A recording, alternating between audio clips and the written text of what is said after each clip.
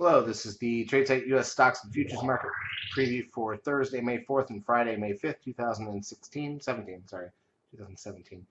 As usual, for the back end of the week, we'll just do one preview going into Thursday. For the rest of the week, we don't usually separate it out and do one for Friday because Friday is usually pretty dull and we've already accomplished or seen fulfilled what we were looking at for the week. So we will focus on that. Here's a look at the ES front month futures contract. This is the daily chart of the ES, the S&P 500 in futures form, which is the proper way to look at the market. And I mean, look at these little dots. I mean, we're talking about 7 days in a row here in a 10-point range now on the ES. It's horrible. It's not tradable. Nobody that's a professional trader is trying too hard in this environment, and we understand that. And it's been, not much better many days this whole year so far. It's just a lot of flat action and waiting for something to go on. Everybody's waiting. Feels like everybody's looking around trying to figure out who's going to do what. Nobody wants to buy this market, looking for the reason to sell it. We'll see what happens after that. I think you could take into account when you look at January 1st, we were sitting at around 2260 on the S&P, and now we're at 2380. But you can probably account for that move in about 7 trading days. So the rest of the year has been pretty flat. Let's go through the individual indices and then we'll see what we got. So crude oil down 15 cents to 47.67.50, and that's very near the lows of the year so far since January 1st. So if we crack that, I mean, again, we've been between 54 and 42 for the last 8 months, but it feels like this is the lower part of the last few months. Gold down $18.90, but that's about where it's been for a while. S&P cash index loses 3. It was up 2 yesterday, so it's kind of a mess. NDX, this is the NASDAQ 100 with Apple down a bit, actually recovered, but it was down on earnings, down 18.91 here on the NASDAQ 100. Stocks up 3.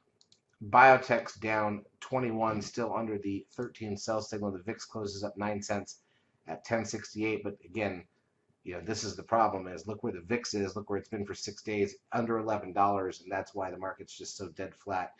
If I could tell anybody, don't trade the market when the VIX is under 11. That's how you'll make more money. That's what I would do. I mean, it's just that's what it means to be down this low on the VIX. So hopefully we start to turn back up here. But this has been horrible on the VIX for a while now. Trend got a low reading finally at 0.93, not super low, but lower than we've been seeing. Still leaves the 10-day moving average at 1.18. NASDAQ volume, 1.9 billion shares. Not horrible. Advanced decline ratio, negative 788 on the NASDAQ. That's the worst in a couple weeks at least. Advanced decline ratio in New York, negative 566, almost the worst in a couple weeks.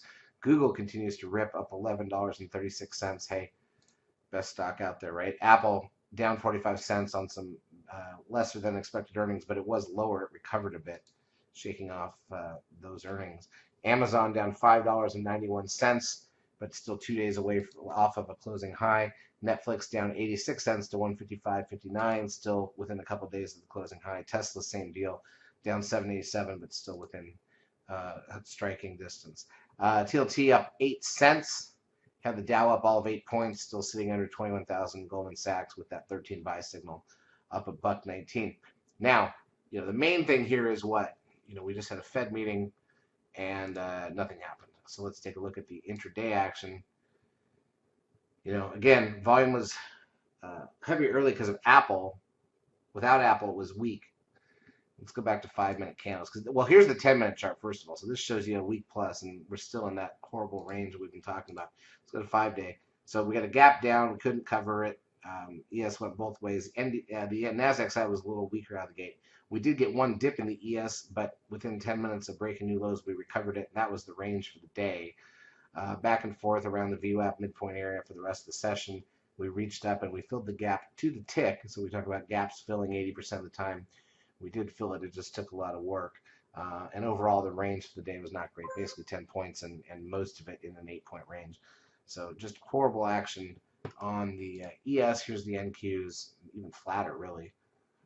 So, I mean, this has been really disappointing. I mean, from an action perspective, the last thing as a trader you want is to see the VIX down here under 11 like it is. It just means no volatility. And, of course, that's what we're seeing is no volatility. So, you don't trade when there's not a lot of volatility. Professionals just sit out and wait for the better days. And so right now we've kept it very limited. We'll see what we get moving forward. So that's it. Now for economic data for the rest of the week, there's a couple of things left. On Thursday, we've got challenger job cuts. We've got that's 2 hours before the bell. We've got trade balance and the weekly initial and continuing jobless claims an hour before the bell. Trade balance can be a big number, along with productivity, preliminary productivity for the month or the quarter, first quarter. Factory orders and 30 minutes in, and natty gas an hour in. And then you're going to go, we're going to take a look at Friday just to get it covered. And Friday, we've got the unemployment rate with the non-farm payrolls data an hour before the bell, and consumer credit at 3 p.m. Eastern time. So we'll see what happens. I don't think it's clear how much these numbers are going to affect anything, since nothing seems to right now. Everybody's just waiting to figure out what's going on. I mean, if you look at it, we've been in a 80-point range on the ES for 4 or 5 months, and most of the intraday action has been horrible. That's why the VIX is so low. We're just looking for something to break free here and get back to a more normal environment. We'll see what we get. Charts as usual brought to you by eSignal. If you've not yet taken a trial of our services, feel free to do so. We will help you out for a couple weeks. Have a great trading Thursday and Friday.